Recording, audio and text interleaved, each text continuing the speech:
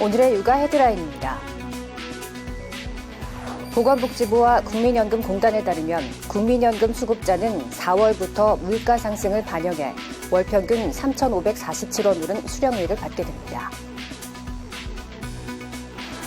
서울시 교육청은 학부모의 학교 참여를 활성화하기 위해 학부모회 운영과 학부모회 전용 공간 설치에 필요한 예산을 지원한다고 밝혔습니다.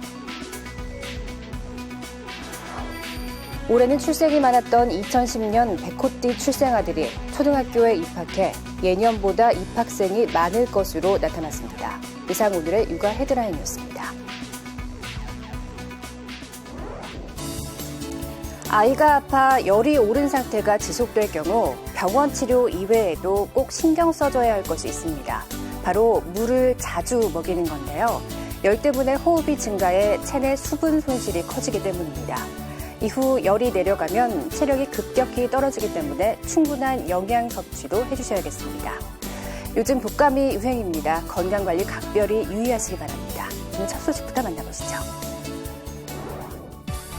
국민연금 수령액이 4월부터 물가 상승을 반영해 월 평균 3,547원 오릅니다. 보건복지부와 국민연금공단에 따르면 국민연금 수급자는 4월 25일부터 1% 인상된 수령액을 받습니다. 연금 종류별로 보면 노령연금 수급자는 월 평균 3,670원을, 장애연금 수급자는 4,342원을, 유족연금 수급자는 월 평균 2,629원을 각각 더 받게 됩니다. 특히 최고의 국민연금 수급자는 월 19,021원을 더 수령합니다. 서울시 교육청은 학부모의 학교 참여를 활성화하기 위해 학부모회 운영과 전용 공간 설치에 필요한 예산 22억 원을 지원합니다. 시교육청은 서울 시내 학교 1,324곳 학부모회 운영비를 학교당 100만 원씩 지원할 계획이며 지원금은 학부모회 운영에 필요한 다과비나 사무용품비 등 기본 경비에 쓰입니다. 또 180곳의 학교에는 전용 학부모회실이 설치될 수 있도록 학교당 500만 원을 지원하고 학부모회 학교 참여 공모 사업도 확대해 지원하기로 했습니다. 올해 초등학교 1학년 교실은 예년보다 북적일 것으로 보입니다. 출생이 많았던 2010년 백호띠 어린이들이 입학하는 해이기 때문인데요. 예비 소집을 한 초등학교에 다녀왔습니다. 방학 중인 초등학교 교실이 모처럼 분주합니다. 예비 소집에 온 학부모들이 입학 전 유의사항을 꼼꼼하게 확인합니다. 2010년생 백호띠 새내기 학생들은 처음 온 학교가 신기하기만 합니다. 좀 특별한 때기는 하죠. 60년 만에 한번 온다고 하더라고요. 그래서 기대도 좀 크고 다른 사람들보다 더 크게 될 것 같기도 하고. 올해 이 학교 신입생은 320명. 지난해보다 취학 대상자가 30명 정도 늘었습니다. 이른바 백호의 해였던 지난 2010년 출산 열풍으로 신입생들이 증가했기 때문입니다. 충북에서는 지난해보다 약 9% 늘어난 15,000여 명이 올해 초등학교에 입학할 예정입니다. 학부모님들께서 어떠한 좋은 해에 태어나기를 바라는 출산 그런 염원에 따라서 학생 수가 증가한 걸 다 판단되고요. 힘과 용맹의 상징인 백호띠 아이들은 오는 3월 입학해 학교 생활을 시작하게 됩니다. 앞으로 30여 년 후인 2050년에는 10가구 중 4가구가 1인 가구가 될 것이라는 예측이 나왔습니다. 2주택의 방은 모두 6개, 독신자들이 각각 임대해 함께 살고 있습니다. 1인 가구의 새로운 풍속도입니다. 한국국토정보공사가 통계청의 인구자료 등을 토대로 2050년 국내 주거문화를 예측한 결과 국내 가구의 35%가 1인 가구일 것으로 나타났습니다. 2015년 현재 1인 가구는 전체 가구의 27%에 해당합니다. 이에 비해 4인 가구의 비율은 2015년 19%에서 2050년 13%까지 감소합니다. 이런 변화는 노인 인구와 미혼 인구의 급격한 증가 때문인 것으로 분석됩니다. 특히 고령화로 인해 혼자 사는 노인 가구는 2010년 115만 가구에서 2050년이 되면 3배 넘는 429만 가구에 육박할 것으로 추정됩니다.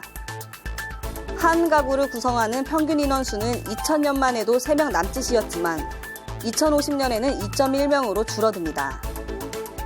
이번 보고에서 전체 인구는 2015년 5천여만 명에서 점차 증가해 2030년 5,200여만 명으로 정점을 찍고 이후 줄어들 것으로 전망됐습니다. 보고서는 급격히 증가하는 혼자 사는 노인의 경우 경제 상태와 주거 상황, 사회관계 등 다양한 각도에서 지원하는 제도를 마련해야 한다고 지적했습니다. 사상 최고 수준으로 치솟았던 A형 독감 환자 수가 감소세로 돌아섰지만 아직 안심하기는 일러 보입니다. 봄철 유행하는 독감으로 구토와 설사를 동반하는 B형 독감이 빨리 기승을 부릴 수 있기 때문입니다. 지난달 마지막 주 독감 의심 환자 수가 외래 환자 1,000명당 64명으로 일주일 전 사상 최대치를 기록한 후 줄었습니다. 현재 유행 중인 A형 독감이 감소세로 돌아섰지만 긴장을 늦춰서는 안 된다는 지적입니다. 예년보다 여전히 환자 수가 많은 데다 봄철 유행하는 B형 독감이 빨리 기승을 부릴 수 있어서입니다. 올겨울 독감 유행주의보 발령은 예년보다 한 달 정도 일렀는데 A형 독감이 유행한 후 B형이 유행하는 패턴을 감안하면 B형 독감이 일찍 찾아올 수 있다는 관측입니다. 일부 병원에서는 B형 의심 환자가 벌써 나타나고 있어 A형과 B형의 유행이 혼재될 가능성도 제기됩니다. 특히 B형 독감은 발생 양상이 A형과 달라 조기 진단을 위해서는 B형 독감의 증상을 잘 알아둘 필요가 있습니다. B형 인플루엔자의 특징은 호흡기 증상이 약하게 나타날 수도 있고 대신에 소화기 증상이 동반될 수 있는 임상적인 특징이 있기 때문에 열이 나고 구토나 설사와 같은 소화기 증상이 나타나면 이때에도 인플루엔자를 감별을 해야 되는 그런 상황입니다. 또 B형 독감은 증상이 가벼운 경우가 많아 감기로 인해 병을 키울 수 있습니다. 전문가들은 독감이 4월까지 발생하기 때문에 합병증 위험이 큰 노년층, 심장, 폐질환 등 만성 질환자, 임신부, 영유아는 지금이라도 접종해야 한다고 당부합니다. 건설사들의 묻지마 분양으로 아파트의 공급 과잉 우려가 제기되는 가운데 정작 1인 가구가 살 집은 부족한 현상이 나타나고 있습니다. 서울 강남구 자곡동의 2층 단독주택입니다. 방 6개를 독신자들이 각각 임대해 함께 삽니다. 월세는 50만 원 선으로 주변 1인 오피스텔의 반값입니다. 젊은 세대가 나홀로 생활하기엔 전월세가 너무 비싸다 보니 생겨난 신풍속도입니다. 통계청에 따르면 2015년 11월 기준 1인 가구는 520만 가구로 전체의 27.2%를 차지했습니다. 2에서 4인 가구 등을 제치고 한국에서 가장 주된 가구 유형이 됐습니다. 그런데 2007년부터 2015년까지 분양된 전체 아파트 가운데 60제곱미터 이하 소형 아파트 공급은 전체의 29.3%에 불과합니다. 2에서 3인 가구까지 소형 아파트로 몰리면서 가격이 오르고 1인 가구가 살 집은 갈수록 부족해지는 현상이 나타나고 있습니다. 올해 입주 예정 아파트는 37만 가구로 10년 만에 최대 규모이고 내년엔 42만 가구로 더욱 늘어납니다. 국토교통부는 신규 분양이 올해부터 내년까지 적정 수요보다 25만 가구 정도 더 공급될 것으로 보고 있습니다. 집은 남아돌고 정작 늘어나는 1인 가구가 살 집은 부족해지는 엇박자가 한국 주택시장의 새로운 과제로 떠오르고 있습니다. 달라진 세대 유형에 부합할 수 있는 주택 공급과 이를 뒷받침할 제도 개선이 시급하다는 목소리가 나옵니다. 새해를 맞아 건강관리 계획을 세운다면 자신만의 건강 달력을 만드는 것도 방법이 되겠습니다. 자신의 건강 상태에다 시기별로 주의해야 하는 질병, 건강 위협 요인 등을 미리 살펴보는 방식입니다. 한파가 예상되는 1월은 독감 예방에 신경 써야 합니다. 독감은 유행주의보 발령 후 4주에서 5주가 지난 다음 절정에 달하는데 지난달 8일 발령된 것을 감안하면 이달 초가 절정일 것으로 예상됩니다. 보통 1월과 2월은 돌연사가 많은 시기, 강추위에 심뇌혈관 질환으로 인한 사망률이 높은 만큼 만성 질환이 있다면 체온 유지가 필수입니다. 봄이 되면 큰 일교차로 신체 리듬이 깨지기 쉬워 어느 때보다 규칙적인 생활이 중요해집니다. 나들이가 늘어나는 4월에서 5월에는 특히 꽃가루, 황사와의 접촉을 피해야 하고 해외로 나갈 때에는 지카 바이러스와 메르스를 조심해야 합니다. 무더위가 시작되는 6월로 접어들면 개인 위생이 강조됩니다. 이때는 식중독을 주의해야 하고 7월에서 8월로 넘어가면 열사병 사망자가 속출해 만성질환자와 노년층은 무더위에 오래 노출되는 일을 피해야 합니다. 9월에는 진드기와 모기에 물리지 않도록 신경 써야 합니다. 진드기가 옮기는 찌찌 가무시병 그리고 일본 뇌염이 유행하기 때문입니다. 10월은 독감 예방접종의 계절로 이번 겨울 독감의 유행 속도 등을 감안하면 10월에는 접종을 서두를 필요가 있습니다. 11월에는 미뤄뒀던 건강검진을, 12월에는 술자리가 많은 만큼 건강 상태를 고려한 음주 습관을 가지도록 해야 합니다. 겨울방학이 되면 학년이 올라가기 전이라서 아이의 키에 관심 갖는 부모들이 많습니다. 우리 아이가 조금이라도 컸으면 하는 마음에서 성장 호르몬 주사까지 생각합니다. 하지만 부작용이 생길 수 있어 신중해야 합니다. 병원 대기석이 성장 검사를 하기 위해 방문한 부모들로 만원입니다. 아이의 작은 키를 걱정하는 부모들인데 특히 학기가 시작하기 전 병원을 많이 찾습니다. 부모들이 쉽게 떠올리는 것은 이른바 키 크는 주사로 불리는 성장 호르몬 주사입니다. 하지만 성장 호르몬 주사는 치료 목적이라 극히 제한적으로 쓰입니다. 평균적으로 자라고 있는 아이의 키를 조금 더 키우려고 호르몬 주사를 처방할 수는 없다는 이야기입니다. 그럼에도 일부 성장 클리닉에서는 무분별하게 성장 호르몬 주사를 권합니다. 효과를 보면 좀 잘 큰 아이들 같은 경우는 한 달에 1cm 정도씩은 크거든요. 그래서 1년이면 거의 10cm 이상, 그러니까 급성장기가 아닌 시기에도. 전문가는 무분별하게 성장 호르몬 주사를 맞았다간 두통이나 갑상선 기능 저하 등 부작용도 나타날 수 있다고 설명합니다. 병적인 원인에 의해서 키가 작은 경우 치료 대상이 됩니다. 검사는 다 정상이지만 키가 굉장히 작은 경우가 있는데 그 경우에도 최종 키가 아주 작을 거라고 예측이 되는 경우에는 치료를 하고 있습니다. 평균 키에 해당하는 대다수의 아이들은 꾸준한 운동과 고른 영양소 섭취, 하루 8시간 이상 수면 등을 지키는 것이 제일 중요하다고 설명했습니다. 요즘 중국발 스모그가 한반도를 자주 괴롭히고 있는데요. 짧게라도 환기를 자주 하는 게 건강에 좋다고 합니다. 하루 호흡하는 데 필요한 공기량은 약 2만 리터. 2리터의 물을 마시는 것과 비교해 엄청나게 많습니다. 깨끗한 공기가 그만큼 중요한데 최근 중국발 검은 스모그가 연일 말썽입니다.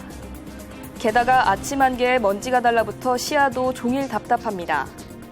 초미세먼지는 성면이나 흡연처럼 발암물질로 지정됐고 13번째 사망 원인입니다.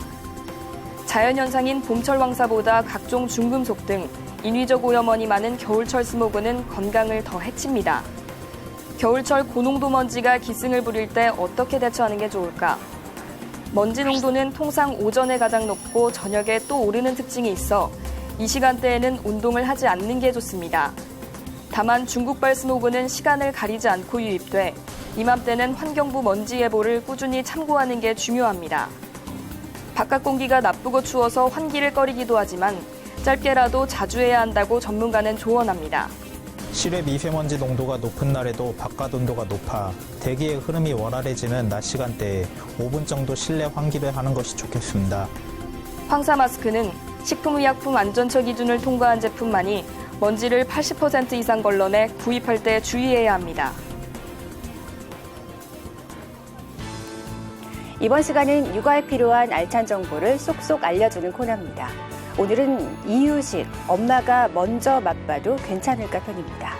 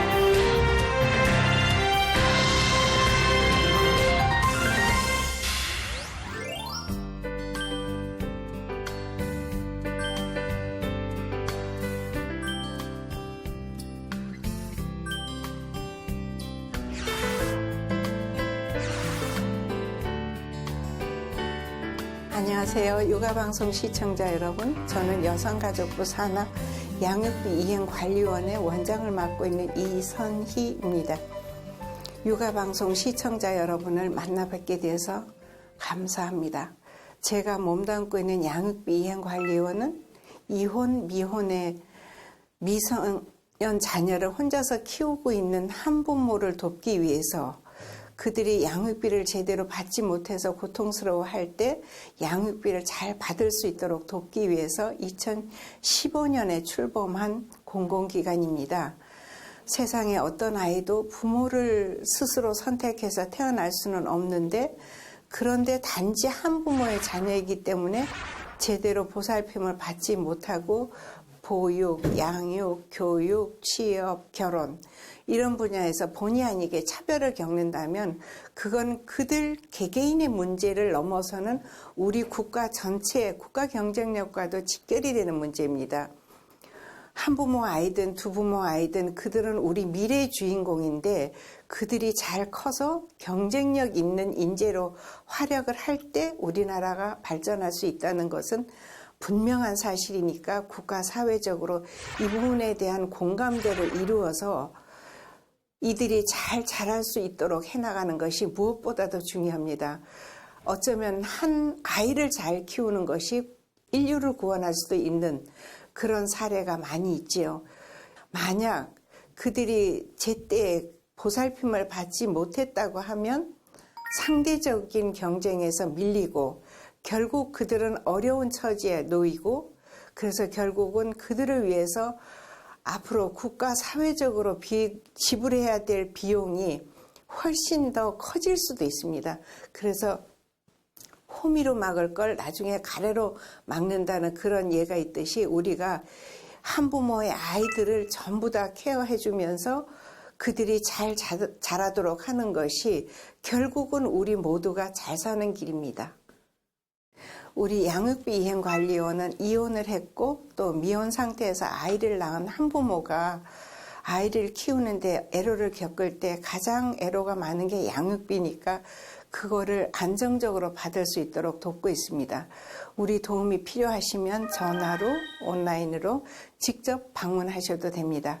상담, 협의, 소송, 그 다음에 긴급할 경우는 한시적 긴급 지원, 또 강제 집행 여러 가지 다 도와드리고 있습니다. 그런데 비양육자 입장에서는 양육비는 지급하면서 아이를 커가는 거, 예쁜 딸이 예쁜 아들이 커가는 그거를 보지 못하는 아픔이 있어서 정서적으로 아이에게도 엄마를 아빠를 만나고 싶어하는 그 마음을 같이 연결을 해서 만날 수 있도록 면접교섭 서비스를 하고 있습니다. 그래서 2016년에도 1박 2일 개별 면접, 집단 면접, 1박 2일 캠프 이렇게 했는데 자녀도 양육자도 비양육자도 다 행복해하면서 따로 살지만 내 아이인 건 틀림이 없고 엄마인 거 아빠인 건 틀림이 없구나.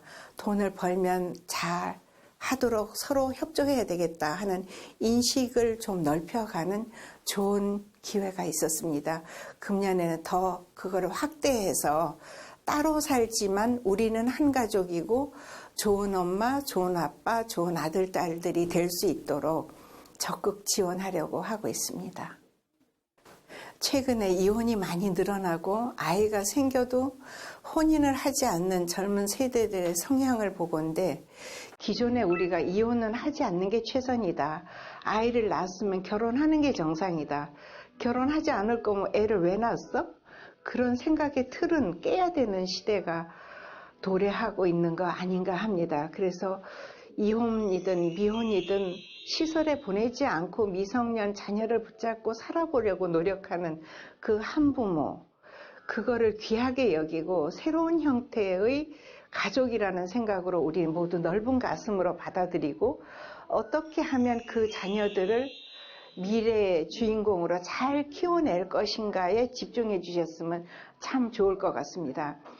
호주, 뉴질랜드를 제가 견학을 하고 왔는데 거기에서 누가 낳았든 그 아이들은 우리 차세대다 해갖고 국가 사회적으로 전폭적으로 지원해 주는 걸 보면서 우리하고 많이 다르고 한 발 앞서가고 두 발 앞서가고 그런 부분이 참 보기 좋았고 우리는 언제쯤 그렇게 될 수 있을까?